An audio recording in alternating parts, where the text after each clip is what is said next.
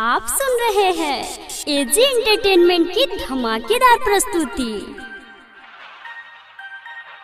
Mix by AG recording studio. देखनी हो जब से हो गलिया पतिल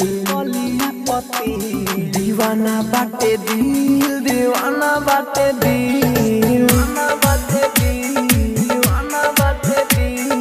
देखनी हो जब से हो गलिया पतिल दीवाना बाटे दिल, दीवाना बाटे दिल। खुशिया के फूल गइला आजुए नुखिल, खुशिया के फूल गइला आजुए नुखिल, दीवाना बाटे दिल, दीवाना बाटे दिल। आप सुन रहे हैं एजी एंटरटेनमेंट की धमाकेदार प्रस्तुति।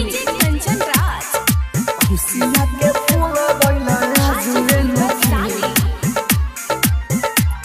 दीवाना बाटे दिल।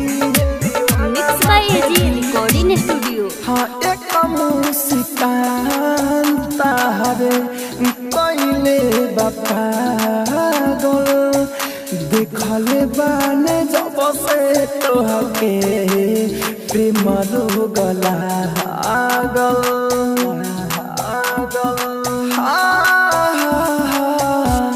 एक मुस्कान तारे कइले पागल, देखले बाने जब से तोहके प्रेम रोगला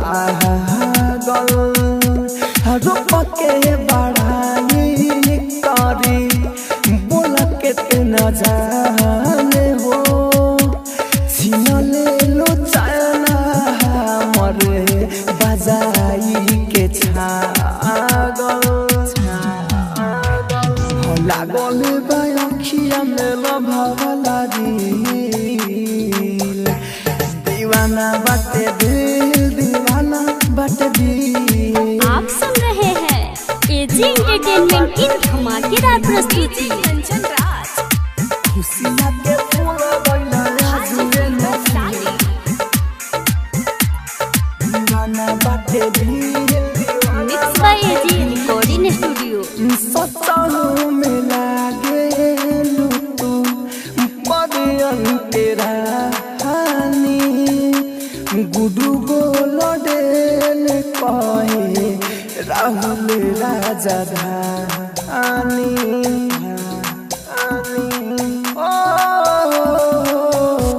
सचहु में लागे तू परियन के रानी, गुडू गोल डेल कहे राहुल राजा धानी।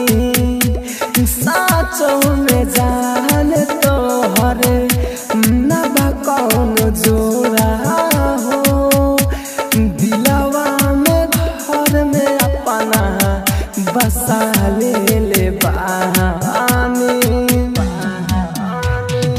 उड़े जब के सिया तला गेला झील, दीवाना बाटे दिल, दीवाना बाटे दिल।